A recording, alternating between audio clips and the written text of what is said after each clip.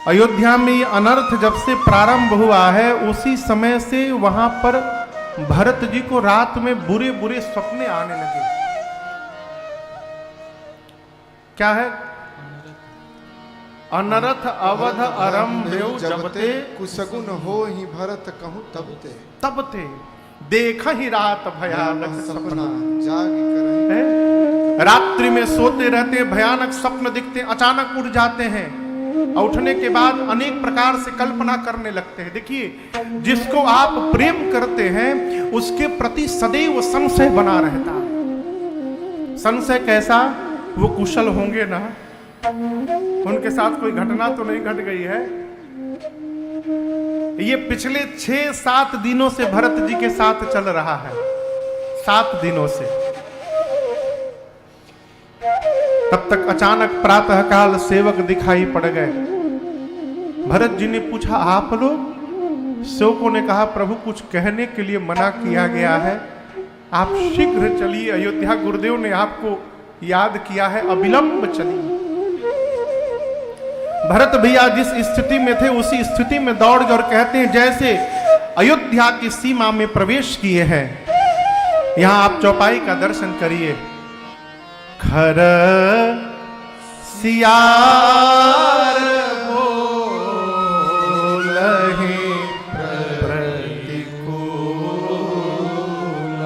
गधे सियार सब प्रतिकूल ध्वनि बोल रहे हैं। सुनते सुनते भरत जी के मन में शोक हो रहा है। अयोध्या को देखने से ऐसा लगता है मानो किसी ने अयोध्या के श्री का हरण कर लिया हो। भरत जी मां के पास गए, कैकेयी मैया के पास।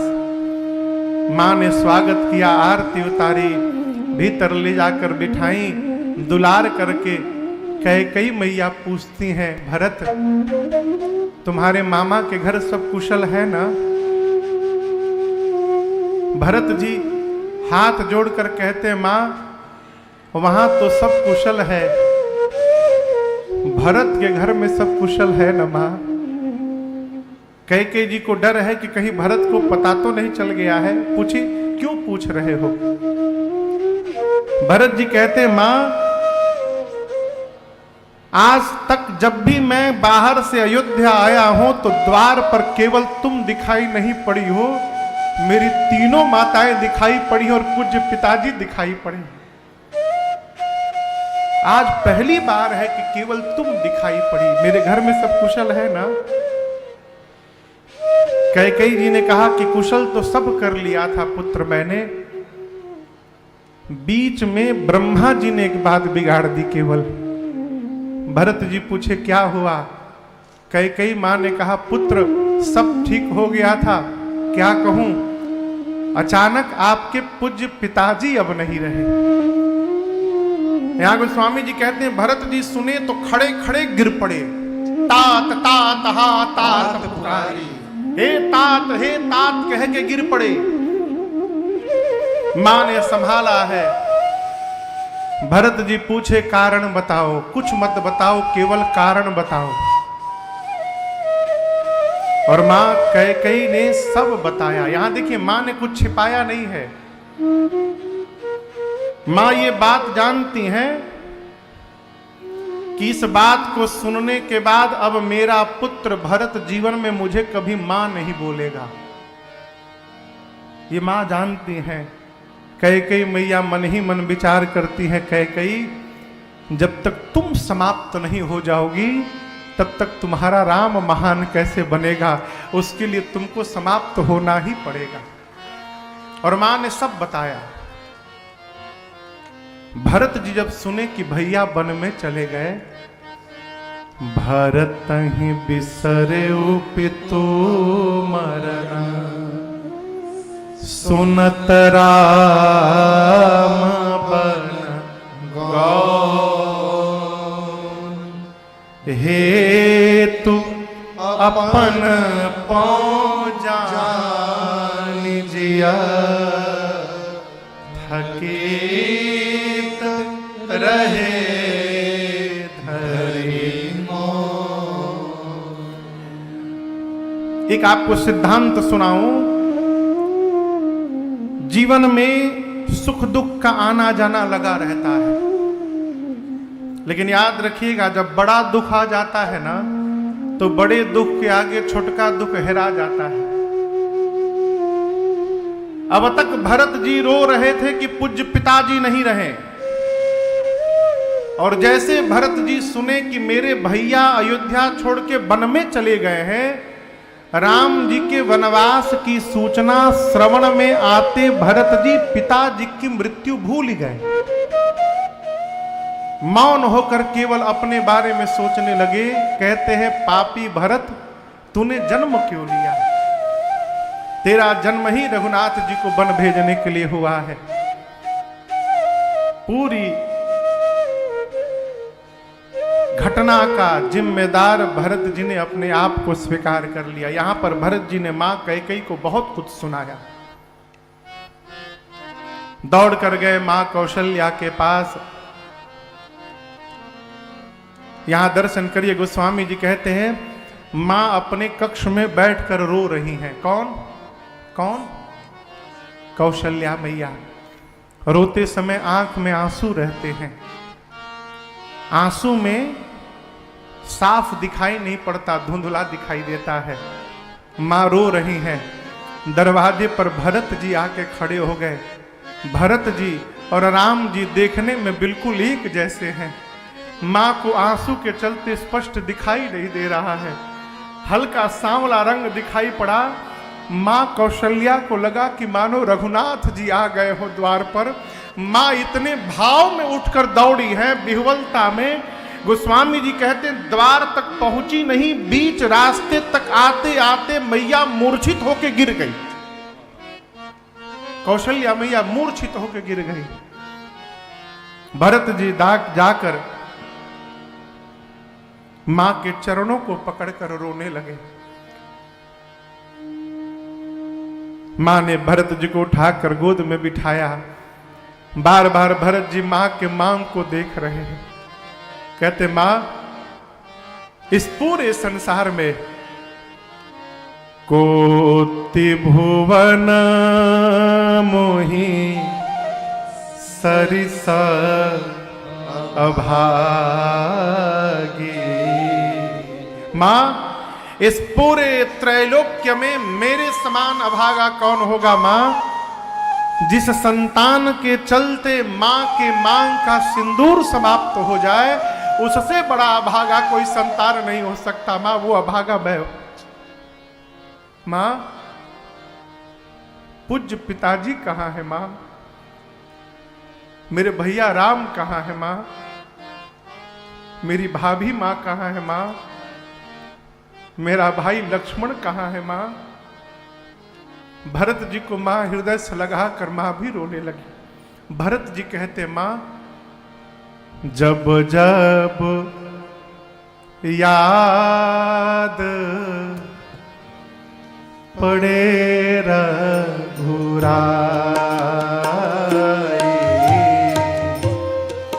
जब जब याद पड़े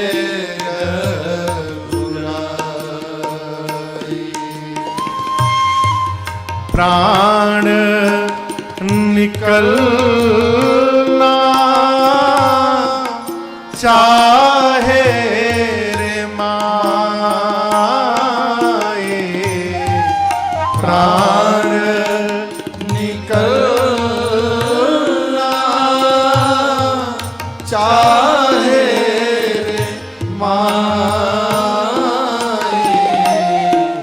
जब जब याद पड़े रघुराई, जब जब याद पड़े रघुराई। भरत जी पूछते हैं मां से, मां भैया कुछ पांव में पहन के गए हैं ना? मां बोली कुछ नहीं पहने। भरत जी छटपटाने लगे, बोले मां किसी ने उनको कुछ कहा क्यों नहीं पहनने के लिए? आप कहो कैसे होंगे भैया मेरे तपती धराया जलती धूप में हो कैसे होंगे भैया मेरे तपती धराया जलती धूप। भाभी भी नहीं पहनी है माँ ना, और माँ कंकड़ी लीरा है नंगे पाँव भाभी होंगी किस रूप में हो कंकड़ी लीरा है नंगे पाँव भाभी होंगी किस रूप में। माँ कोई ना समझे कोई ना समझे पीर पराए जब जब याद पड़े रघुराई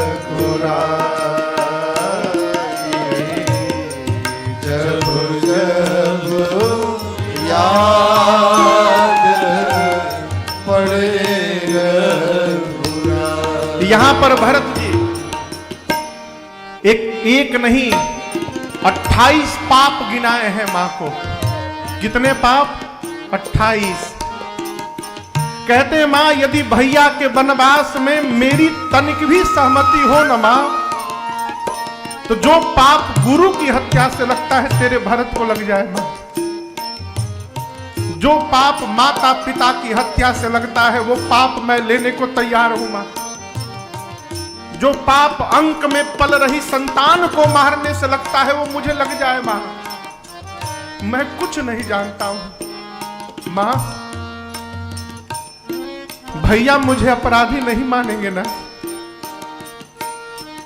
एक ही बात का डर है बस, डर लगता है भैया मुझे अब कभी ना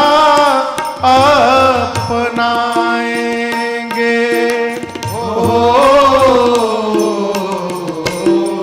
डर लगता है भैया मुझे अब कभी ना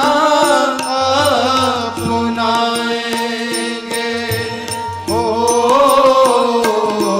मां अपने हृदय का शीशा कैसे हम निकाल कर दिखाएंगे हो।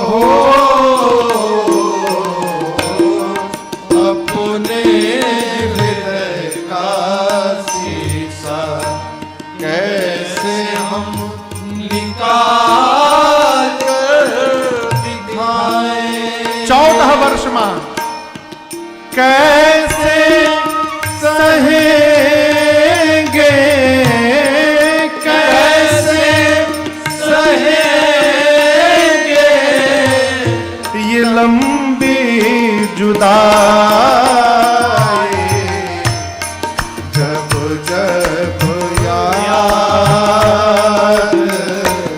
पड़े रघुराई।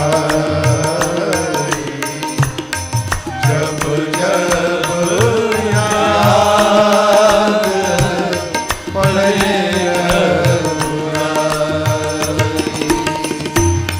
प्राण निकलना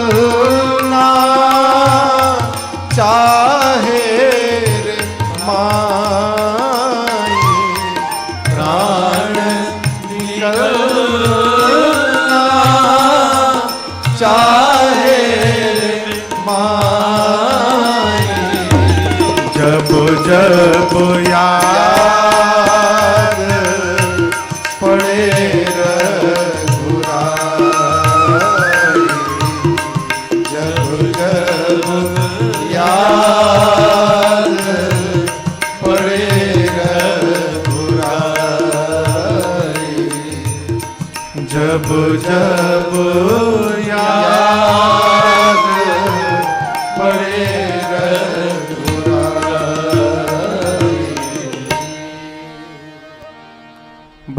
भैया माँ कौशल्या जी को 28 पाप बताए।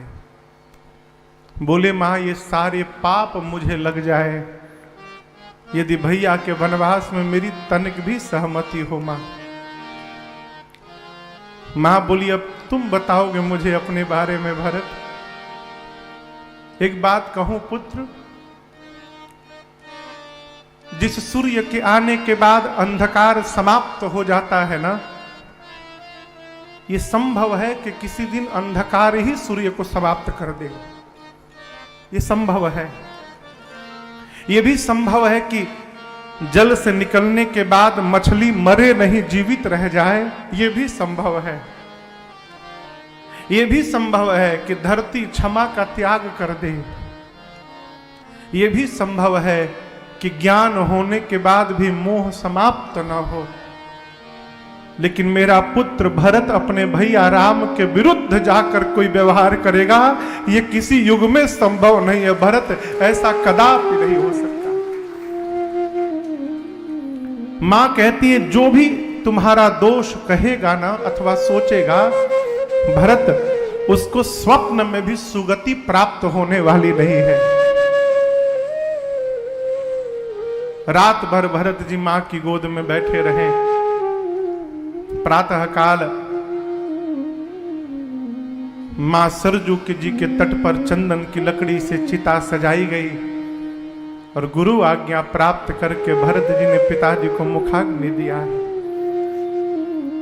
मुखाग्नि के बाद दशगात्र और त्रयोदश संस्कार पूर्ण हो गए, जिनको हम और आप तेरही कहते हैं।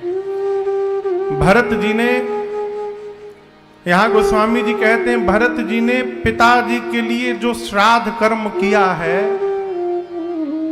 1,00,000 मुख से भी यदि उस कर्म की प्रशंसा की जाए तो मुख समाप्त हो जाएगा, लेकिन भरत जी की करनी समाप्त होने वाली नहीं है। इतना किया भरत जी। त्रयोदश संस्कार के बाद सुदिन शोध कर गुरुदेव भगवान ने एक सभा बुलाई। पूरा परिवार, समाज, सभासद सब विराजमान है। नगर के गणमान्य लोग विराजमान हैं। भरत जी को गुरु जी ने अपने बगल में बिठाया और गुरु जी समझाने लगे, भरत जी आप अपने पिताजी के लिए सोच मत करो पुत्र। उस ब्राह्मण का सोच करना चाहिए भरत, जो ब्राह्मण कुल में जन्म लेकर वेद नहीं जानता है। उस राजा का सोच करना चाहिए जो अपनी प्रजा को प्राण के समान प्रेम नहीं करता है। उस वैश्य का सोच करना चाहिए जो बनिया होकर नित्य भगवान शंकर का अभिषेक न करे और अतिथि का सत्कार न करे। उस सेवक, उस शूद्र का सोच करना चाहिए जो ज्ञान के गुमान में ब्राह्मणों का, अपने से बड़ों का अपमान करता हो। उस स्त्री का सोच करना चाहिए भरत, जो अपने घर में बात बात पर कलह करती हो, अपने मन से विचरण करती हो। उस शिष्य का सोच करना चाहिए जो गुरु आज्ञा का उल्लंघन करता हो। उस सन्यासी का सोच करना चाहिए जो सन्यास लेने के बाद भी संसार के प्रपंच में फंसा हुआ है। उस गृहस्थ का सोच करना चाहिए जो गृहस्थ धर्म का निर्वाह न करे। उस वानप्रस्थ का सोच करना चाहिए जो तपस्या छोड़कर भोग में लगा हुआ है। उस मनुष्य का सोच करना चाहिए भरत, जो चुगली करता हो, इधर की उधर करता हो, अपने माता पिता गुरु भाई से विरोध करता हो, केवल अपने शरीर का पोषण करता हो, उसका सोच करना चाहिए। और भरत, उस मनुष्य का तो पुत्र सब प्रकार से सोच करना चाहिए जो मनुष्य का शरीर प्राप्त करके भगवान का भक्त ना हो पाया हो, वो सब प्रकार से सोच लिया। लेकिन मैं कहता हूं आपके पूज्य पिताजी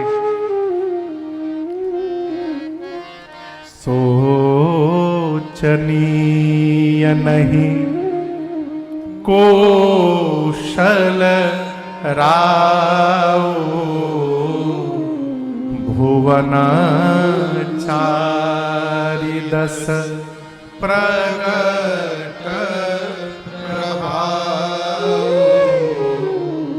भुवना। चारि। गुरु जी कहते हैं भरत भैया से कि भरत जी आपके पिता जैसा पिता न कभी था,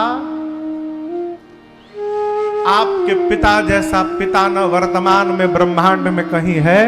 मैं कहता हूं आपके पिता जैसा पिता न कभी दोबारा भविष्य में होने वाला है। आपके पिता सब प्रकार बड़भागी थे। इंद्र जिनकी प्रशंसा करते हो, ब्रह्मा शंकर जिसकी प्रशंसा करते हो, और क्या कहूं, राम जिनके पुत्र हो, आप लक्ष्मण शत्रुघ्न जैसे जिनके सुंदर पुत्र हो, उस महाराज के सौभाग्य के बारे में कोई क्या बोलेगा। हम तो कहते हैं भरत जी आपके पिताजी बड़भागी थे, इसलिए उनके बारे में न सोचिए। अब आप ये सोचिए, आपके पिताजी को प्राण से प्रेम नहीं था, आपके पिताजी को वचन से प्रेम था। और पुत्र रघुवंश की परंपरा है। रघुकुल रीति सदा चली आई प्राण जाई बरु बचन जाई। आपके पूज्य पिताश्री को प्राण से नहीं वचन से प्रिय था, इसलिए एक वचन मानकर आपके भैया वन में चले गए। हम कहते हैं पुत्र दूसरा वचन मन के आप राजा बन जाइए अयोध्या का है। वेद विदित है। यहां दर्शन करिए, गुरु जी ये बात कह के भरत जी को संकेत दे रहे हैं। ये जो वाक्य है, ये वाक्य बड़ा गूढ़ है, ये चौपाई। गुरु जी कहते भरत आपको एक बात पता हो, वेद विदित सम्मत सब ही का जहि पितु देहि सो पावै टीका। वेद भगवान की आज्ञा है और सबकी आज्ञा है। पिता जिस पुत्र को राज सत्ता सौंपता है वही उस सत्ता का अधिकारी होता है। गुरु जी की ये बात सुनते भरत जी सोचने लगे, पिताजी मुझे नहीं सौंपने वाले थे, पिताजी तो मेरे पूज्य भैया को सौंपने वाले थे। इसका मतलब इस सत्ता के अधिकारी मैं नहीं हूं, मेरे भैया है। संकेत मिल गया हो। दूसरी बात मैं एक निवेदन करूं, जीवन में कभी भी अपने बड़े के रहते घर का मालिक न बना जाए। यदि हमसे घर में एक दिन भी कोई बड़ा है तो स्वयं मालिक न बनिए, अपने बड़े को मालिक बने रहने दीजिए और मालिक के सामने स्वयं उनका बच्चा बन के रहिए। यही जीवन का आनंद है। बड़ा बनने में बहुत समस्या है, छोटे को कोई टेंशन नहीं है। कोई भी बात हो हमारे मालिक साहब जाने, हम क्या जाने है?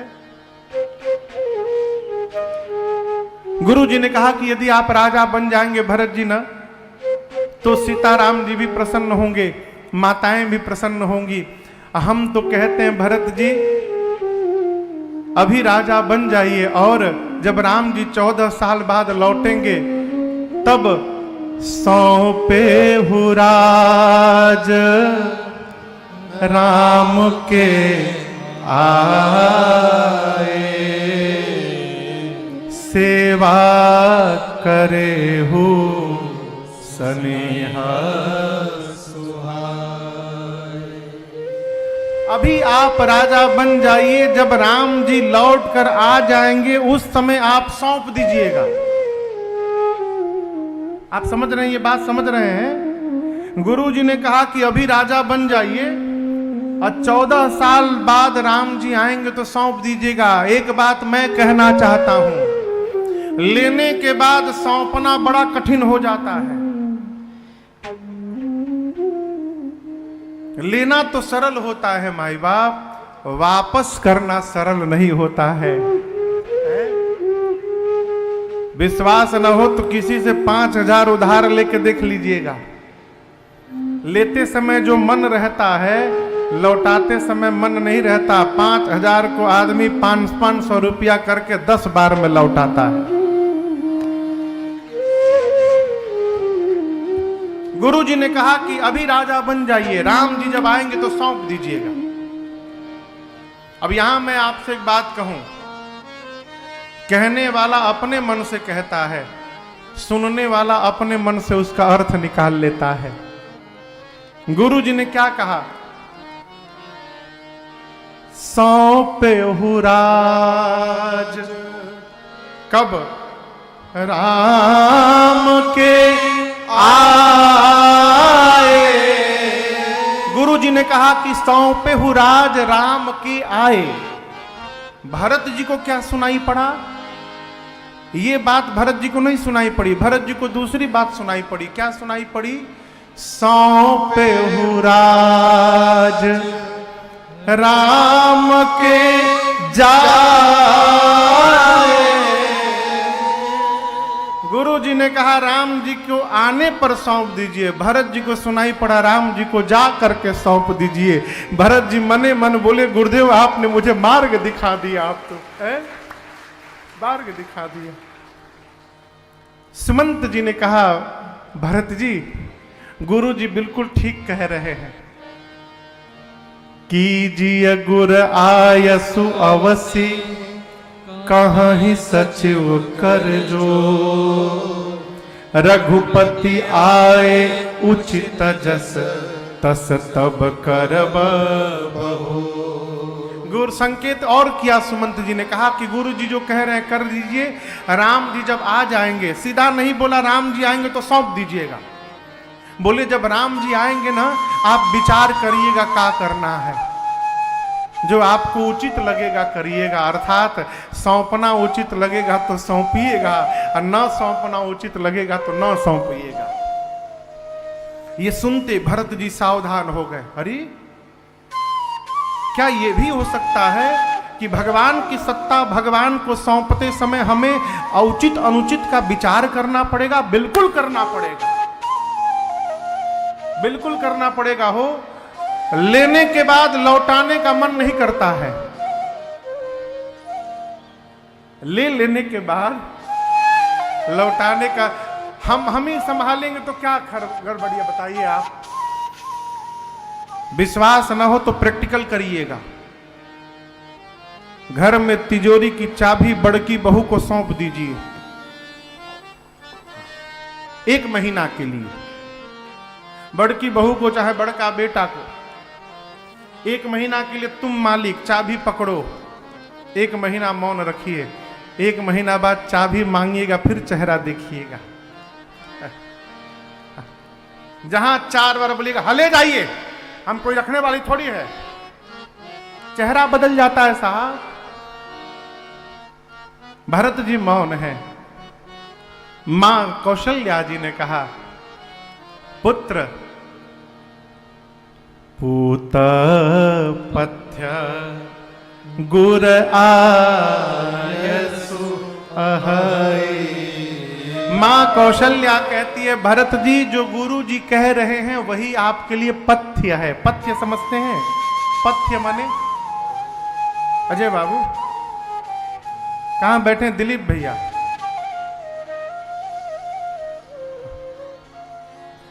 व्यवस्था में लगे होंगे, व्यवस्था में लगे होंगे। आप लोगों को पथ्य मालूम है? किसको मालूम है पथ्य? हाँ कहें। रास्ता वो पथ होता है, पथ्य। हाँ उचित। अब हम बताओ थे, हो गया। कहते पूत पथ्य गुरु आ यसु अहई। आपके लिए गुरु जी की आज्ञा पथ्य है। पथ्य कहते हैं जैसे मान लीजिए कोई बीमार हो, किसी को जॉन्डिस हो गया हो, पीलिया रोग किसी को हो गया हो, उपचार के बाद उसका रोग दूर हो गया, बिलिरुबिन नीचे आ गया, उसका एक के नीचे हो गया, वो ठीक हो गया, पीलिया रोग दूर हो गया। लेकिन उसके बाद भी डॉक्टर साहब कहते हैं कि देखो कम से कम 6 महीने तक तुमको तेल मसाला नहीं खाना है। बीमारी ठीक होने के बाद जो हम परहेज करते हैं उस परहेज को पथ्य कहा जाता है। मां कहती है भरत गुरु जी जो कह रहे हैं वो आपके लिए पथ्य है। भरत जी मन में बोले मां अभी भरत की बीमारी ही ठीक नहीं हो पाई और आप मुझे पथ्य बता रही हो। सबकी बात सुनने के बाद भरत जी खड़े हुए, खड़े होकर बोले मां गुरुदेव आप सभी वही कह रहे हैं जिसमें आपको भरत का हित दिखाई दे रहा है, लेकिन मैं एक बात कहना चाहता हूं। सिर से लेकर पांव तक कोई सारा गहना पहन ले और कपड़ा न पहने तो गहना व्यर्थ लगता है। मन में वैराग्य न हो तो ब्रह्म पर प्रवचन व्यर्थ लगता है। शरीर में रोग हो गया हो तो 56 प्रकार का भोग व्यर्थ लगता है। हृदय में प्रेम नहीं है तो किया गया जप तप व्रत सब व्यर्थ होता है। सुंदर शरीर में प्राण न हो तो शरीर व्यर्थ होता है। मां गुरुदेव उसी प्रकार अयोध्या में आप सब लोग हैं और मेरे भैया राम यदि नहीं है तो अयोध्या भरत के लिए व्यर्थ लगता है। मेरे लिए कोई अर्थ नहीं इस अयोध्या का। आप लोग मुझे राजा बनाना चाहते हैं, अभी देखिए मैं राजा नहीं बना, केवल मेरा नाम रखा गया कि भरत राजा बनेगा। मेरे नाम के आने से क्या हुआ, बाबूजी मर गए, भैया वन में चले गए।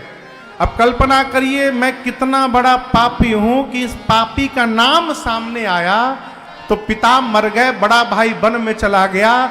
जिस दिन ये पापी भरत सिंहासन पर विराजमान हो जाएगा ये धरती फट के उसी दिन रसातल में चली जाएगी। इस धरत सिंहासन पर चाहिए धर्मशील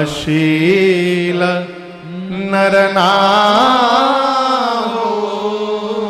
इस सिंहासन पर धर्मशील राजा चाहिए। अब मेरे समान कोई पापी है? मैं बताऊं मैं क्या चाहता हूं गुरुदेव। गुरु जी बोले कहिए। भरत जी बोले मैं प्रातः काल अपने भैया के चरणों के पास जाना चाहता हूं और मैं आपसे पूछ नहीं रहा हूं गुरु जी, मैं आपको बता रहा हूं कि कल प्रातः काल मैं जा रहा हूं। मेरे साथ यदि आप में से किसी को चलना है तो वो चल सकता है। पूरी प्रजा ने हाथ उठा दिया, भरत जी हम भी आपके साथ चलेंगे। राज्याभिषेक की पूरी सामग्री भरत जी लिए गुरु आज्ञा से। रथ पर गुरुदेव को बिठाएं, पालकी पर माताओं को बिठाएं और सबको लेकर भरत चले चित्रकूट हो रामा। राम को मनाने भरत चले चित्रकूट हो राम। राम को मनाने राम को मनाने सिया लखन को मनाने।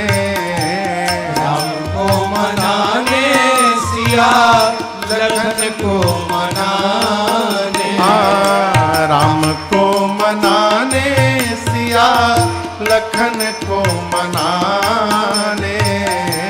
राम को मनाने सिया लखन को मनाने। भैया भरत चले चित्रकूट हो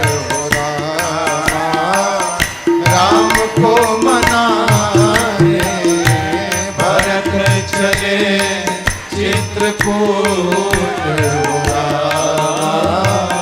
राम को मनाने।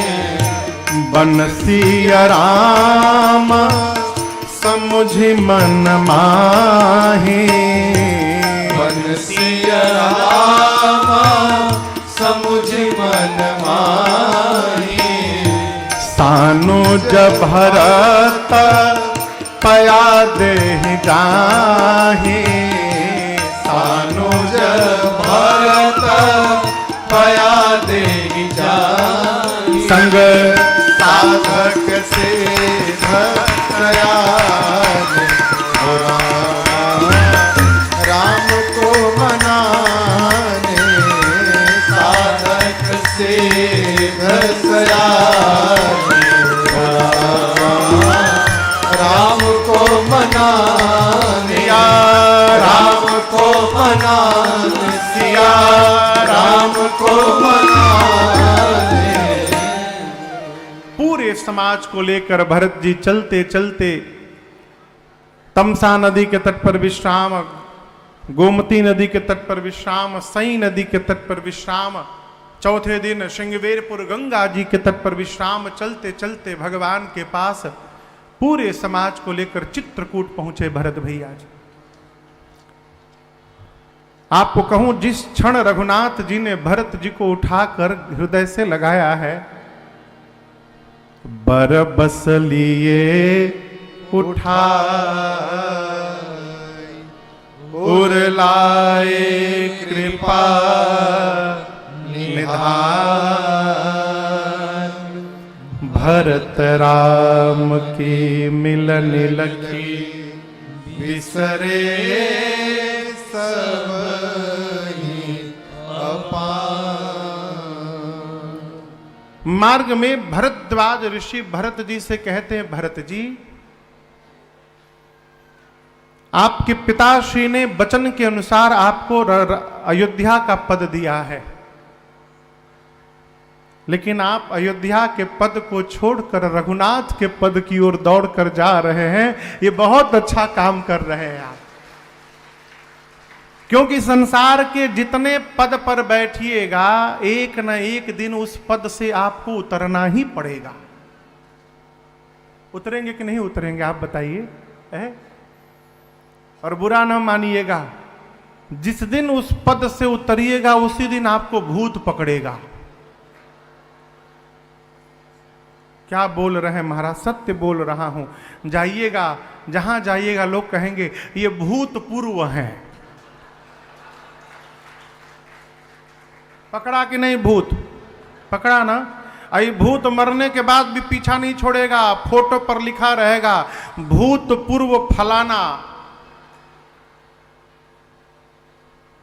केवल और केवल एक रघुनाथ जी का पद ऐसा है जहां बैठने के बाद उतरना नहीं है, दिन रात चढ़ते चलना है। जहां बैठिए केवल भगवान के, अरे चढ़ोगे हृदय पर सभी के सदा तुम, चढ़ोगे हृदय पर सभी के सदा तुम, सभी के सदा तुम चढ़ोगे हृदय पर, सभी के सदा तुम चढ़ोगे हृदय पर, सभी के सदा तुम। कब? जो अभिमान गिरी से उतरते रहोगे, जो अभिमान गिरी से उतरते रहोगे, भजन श्याम सुंदर का जो करते रहोगे, करते रहोगे, तो संसार सागर से तरते रहोगे, तो संसार सागर से तरते रहोगे, तो संसार सागर से तरते रहोगे। भजन श्याम सुंदर का करते रहोगे, तो संसार सागर से तरते रहोगे। अयोध्या के समाज के पहुंचने के बाद चित्रकूट में 5 बैठकियां भई हैं। गुरुदेव ने एक बैठकी में निर्णय दिया कि भरत जी, यदि आप और शत्रुघ्न दोनों भाई 14 साल वन रहने को तैयार हो जाए तो मैं राम, लक्ष्मण जी और सीता जी को लेकर अयोध्या चला जाऊंगा।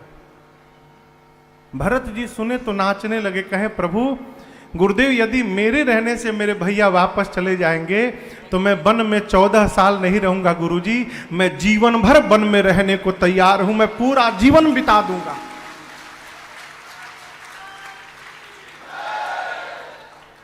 गुरु जी की मति हेरा गई। कल्पना भी नहीं कर सकते थे कि एक भाई अपने भाई के लिए जीवन भर वन में रहने को तैयार हो जाएगा। है? राम जी के पास पहुंचे। भरत जी ने राम जी से गुरु जी के कहने पर कहा, भैया या तो लक्ष्मण को वापस करिए, मुझे रखिए, नहीं तो तीनों वापस जाइए, हम शत्रुघ्न वन में रहेंगे, नहीं तो मैं, शत्रुघ्न, लक्ष्मण, हम तीनों वन में रहेंगे, आप मैया को लेकर वापस चले जाइए, जैसे आपका मन प्रसन्न हो प्रभु। तब तक मिथिला का समाज आ गया। 4 दिन बीता, आप दर्शन करिए, सब एक दूसरे के सिर पे टाल रहे हैं, आप निर्णय ले लो।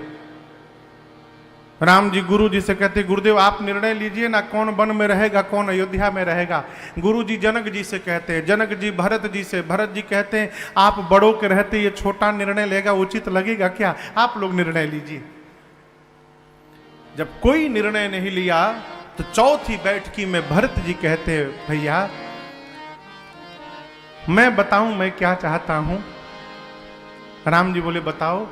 भरत जी हाथ जोड़कर बोले, प्रभु जहां नाथ रख दोगे, जहां नाथ रख दोगे, आप जब तक नहीं कहेंगे वहीं मैं रहूंगा, जहां ले चलोगे वहीं मैं चलूंगा, जहां ले चलोगे वहीं मैं चलूंगा, जहां नाथ रख दोगे, जहां नाथ रख दोगे वहीं मैं रहूंगा, जहां ले चलोगे वहीं मैं चलूंगा, जहां ले चलोगे वहीं मैं चलूंगा।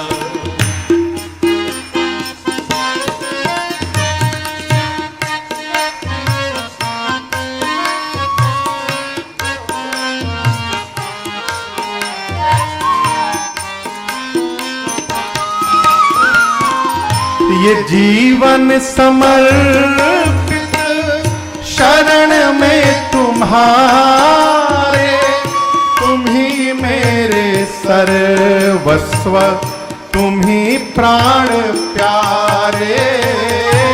ये जीवन समर्पित शरण में तुम्हारे, तुम ही मेरे सर्वस्व, तुम ही प्राण प्यारे।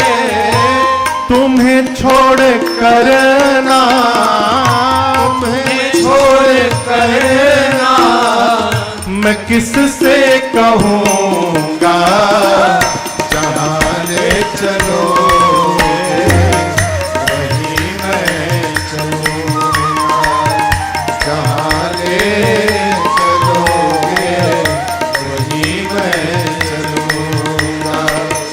तुम्हें छोड़ करना, तुम्हें छोड़ करना मैं किससे कहूँगा, जहाँ ले चलोगे वहीं मैं चलूँगा, जहाँ ले चलोगे वहीं मैं चलूँगा। न कोई उलहना, ना कोई अर्जी, कर लो करा लो तुम्हारी जो मर्जी,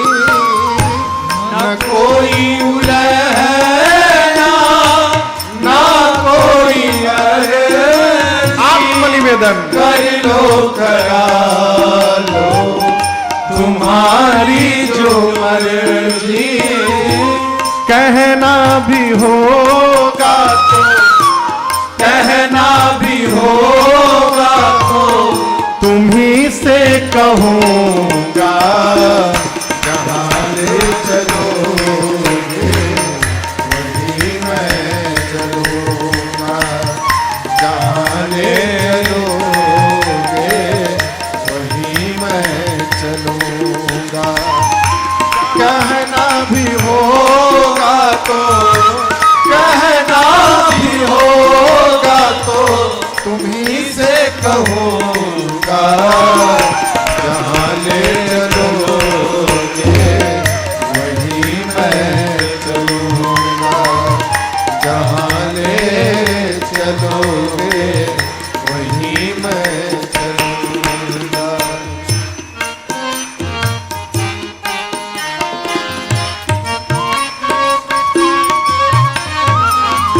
दयानाथ दयनीय है मेरी अवस्था, दयानाथ दयनीय है मेरी अवस्था, तुम्हारे ही हाथ मेरी है सारी व्यवस्था, तुम्हारे हाथ मेरी है सारी व्यवस्था। सहाओगे नाथ जो भी, सहाओगे नाथ जो भी खुशी से सहूँगा, जहाँ ले चलोगे वहीं मैं चलूँगा, जहाँ ले चलोगे वहीं मैं चलूँगा। जहाँ नाथ रख दोगे, जहाँ नाथ रख दोगे वहीं मैं रहूँगा, जहाँ ले चलोगे वहीं मैं चलूँगा, जहाँ ले चलोगे वहीं मैं चलूँगा, वहीं मैं चलूँगा, वहीं मैं चलूँगा।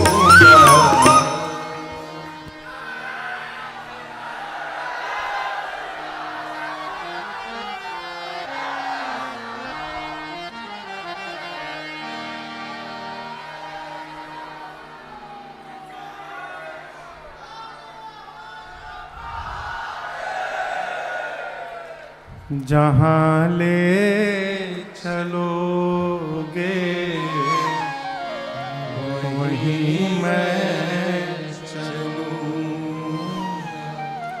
श्री भरत जी ने कहा, प्रभु मैं चाहता हूं आप मुझे आज्ञा दीजिए। अज्ञा समना सुसाहिब सेवा, सो प्रसाद जन पावे। प्रभु जीवन में श्रेष्ठ की आज्ञा का पालन करना, इससे बड़ी श्रेष्ठ की दूसरी सेवा नहीं होती है। मिश्र जी, ये बड़ा सूक्ष्म विषय है। पिताजी के पांव को दबाना ये पिताजी की सेवा नहीं है। पिताजी की आज्ञा का पालन करते रहना ये पिताजी की सबसे बड़ी सेवा है। भरत जी बोले, मैं आपकी सेवा करना चाहता हूं नाथ। राम जी बोले, कैसी सेवा? भरत जी बोले, हम चाहते प्रभु आप इस भरत को आज्ञा दे दें और आप जो कह देंगे, जहां रख देंगे वहीं रहूंगा, और जहां ले चलेंगे प्रभु वहीं चल दूंगा आप, लेकिन आप अपने मुख से कह दीजिए कि भरत तुम ये करो। राम जी ने भरत जी को बगल में बिठाया, बोले भाई आप तो सब जानते हैं, आप अपना धर्म भी जानते हैं, मेरा धर्म भी जानते हैं, पिताजी के सत्य प्रेम को जानते हैं।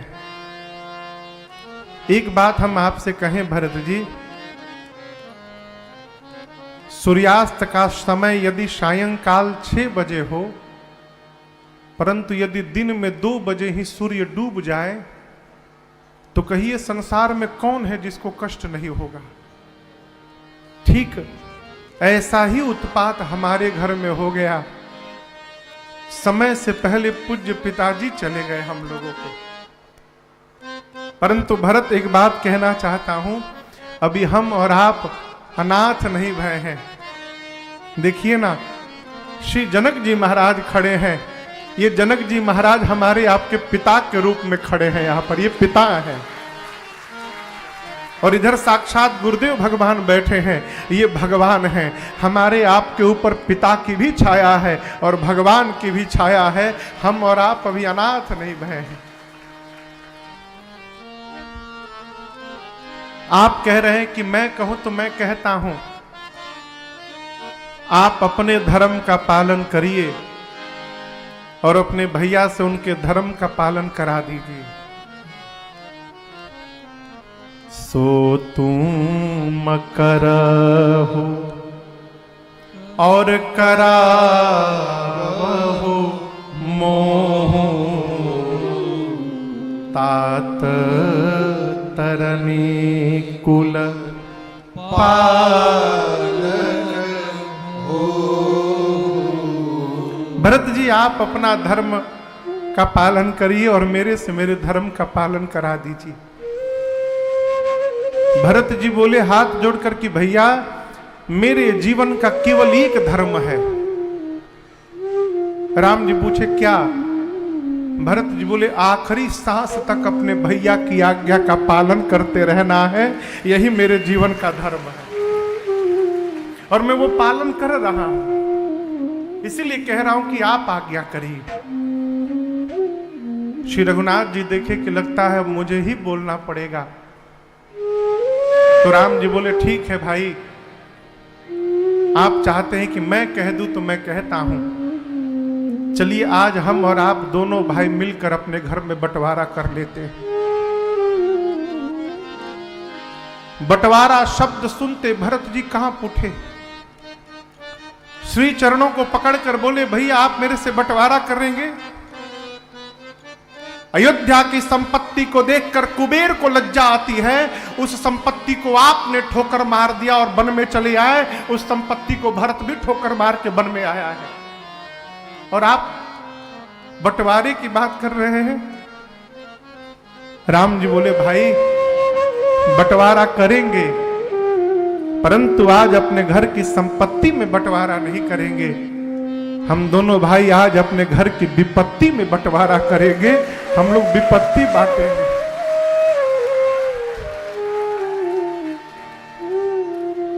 इस बात को जीवन भर याद रखिएगा। संपत्ति बांटने के लिए तो बहुत लोग मिल जाएंगे, ये देखिएगा कि आपके जीवन की विपत्ति कौन बांट रहा है। ये प्रसंग कहता है माई बाप जीवन में यदि भाई से बंटवारा करना है तो संपत्ति में बंटवारा ना करिए, यदि बांटना ही है तो अपने भाई की विपत्ति में बंटवारा करिए। संपत्ति आज है कल नहीं रहेगी, लेकिन भाई आपका साथ हमेशा बना रहेगा, इसलिए विपत्ति बांटिए। लोग अपने बच्चों के लिए अपने भाई से बेईमानी कर देते हैं, बच्चों के लिए। जो अपने भाई का नहीं हुआ अपने बच्चों का क्या होगा है? और याद रखिए, अपने भाई से बेईमानी करके ये आशा लगाए रखते कि हमारे दोनों बच्चे प्रेम से रहेंगे, कदापि नहीं रहेंगे। यदि आप चाहते हैं कि आपके जीते जी आपके दोनों बच्चे एक बन के रहें, तो अपने बच्चों के सामने आप अपने भाई के साथ एक बन के रहिए। बच्चे जो जीवन में देखते हैं उसी का पालन करते हैं। राम जी कहें कि 14 साल मैं वन में रहूंगा और 14 साल मेरे भरत अयोध्या में जाके रहेंगे। भरत जी भगवान के चरणों को पकड़ लिए, कहे प्रभु आपने आज्ञा दे दी, मुझे लगता है मानो साथ रहने का आदेश मिल गया। हम राज्याभिषेक की सामग्री लाए हैं प्रभु। राम जी बोले अभी नहीं, 14 साल बाद। अत्रि मुनि जहां बोले वहां रख दीजिए। चित्रकूट और बांदा के बीच में कुआं है। अत्रि मुनि ने ले जाकर राज्याभिषेक की पूरी सामग्री को कुएं में रखवा दिया और कहा, भरत जी आज के बाद इस कूप का नाम भरत कूप होगा, और जो भी इस कुएं के जल को एक बार भी जीवन में छिड़क लेगा उसे उसी समय समस्त तीर्थों में स्नान करने का फल प्राप्त हो जाएगा। ये इस कूप की महिमा होगी। आज भी वो कुआं है, कभी अवसर मिले तो दर्शन करिएगा। 5 दिन आज्ञा लेकर भरत जी ने चित्रकूट का दर्शन किया है। 6ठे दिन विदा का समय है। राम जी ने बहुत समझाया भरत जी को, माताओं से गुरु जी से पूछ पूछ कर निर्णय लीजिएगा। अब भरत जी आप मुखिया हैं, मुखिया को मुख जैसा होना चाहिए। पालई पोसई सकल अंग तुलसी सहित विवेक। देखिए, मुख भोजन लेता है ना तो सिर से लेकर पांव तक सभी अंगों को समान पोषण देता है। उसी प्रकार घर के मालिक को, घर के मुखिया को, सबको एक समान देखना चाहिए, भेदभाव नहीं करना चाहिए। भरत जी कुछ चिन्ह चाहते हैं, यहां पर भरत जी को देने के लिए भगवान ने अपने आप को ही पादुकाओं के रूप में परिवर्तित करके दिया है। बाबा कहते हैं, इज प्रभु कर कृपा पावरे दे, प्रभु कर कृपा पावरे दे, सादर भरत शेष धरिले, सादर भरत शेष धरिले, चरण पीठ करुणा निधान के, चरण पीठ करुणा निधान के, जनु जुग जामिक प्रजा प्राण के, जनु जुग जामिक प्रजा प्राण के, भरत मुदित अवलंब लहे ते, भरत मुदित अवलंब लहे ते, अस सुख जस सिय राम रहे ते, अस सुख जस सिय राम रहे ते, अस सुख जस सिय राम रहे ते।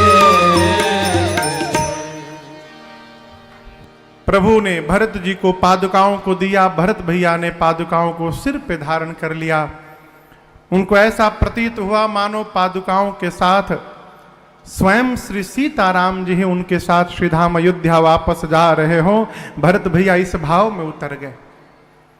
यहां हमारे आपके मध्य श्री अवधूत मंडल आश्रम हरिद्वार के पीठाधीश्वर महामंडलेश्वर श्री श्री 1008 परम पूज्य स्वामी डॉक्टर संतोष आनंद देव जी महाराज का आगमन हुआ है।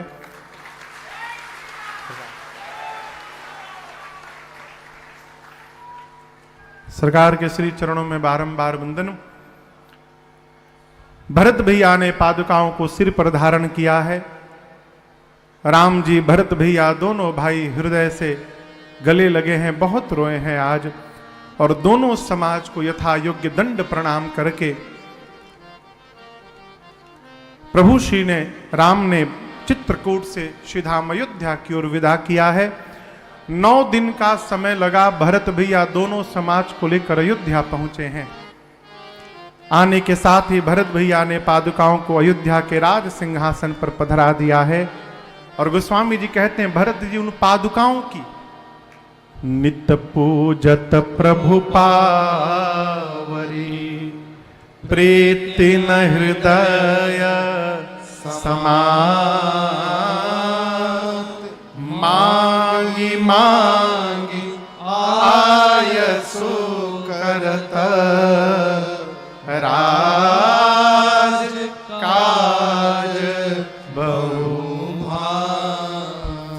श्री भरत जी नित्य पादुकाओं की पूजा करते हैं। क्यों? वो पादुका नहीं मानते, वो मानते हैं कि साक्षात श्री सीताराम जी ही आकर सिंहासन पर विराजमान है।